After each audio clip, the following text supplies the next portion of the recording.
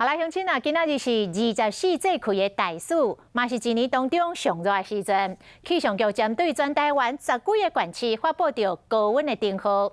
中医师嘛来提醒着大家，这个大暑真热是消除体内寒湿的好时机，会当食一寡冬季的蔬果，像西瓜、梨啊，像菜瓜、苦瓜等等，这拢是好选择。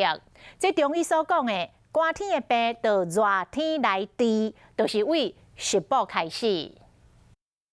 天气这热是典型的热天，全台湾10外县市拢有机会出现36度的高温，还会出现午后雷阵雨，尤其是西北雨，尤其是南投高温有可能到38度。太平洋高压势力强盛，所以各地晴朗炎热，高温也都在34、5度以上。我们预估中午以后，在山区以及中南部近山区一些平地，可能会下午后雷阵雨。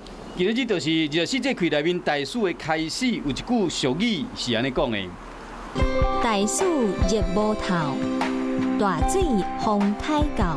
意思讲，大暑若无够热，有风灾是水灾，这算是一个副结调。大暑是一年天气内面上热的时阵，中医是冬病夏治，上适合去除体内寒湿。上简单的方式就是为食补开始。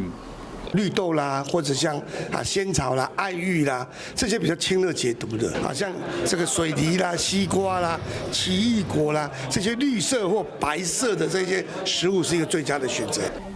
潮湿的瓜果上适合消暑，因为医生嘛提醒讲，假使讲拢伫冷气房，因为温差的变化，致使讲头壳会痛、会戆的情形。出现这款症头的人，就无适合搁食较凉性的物件。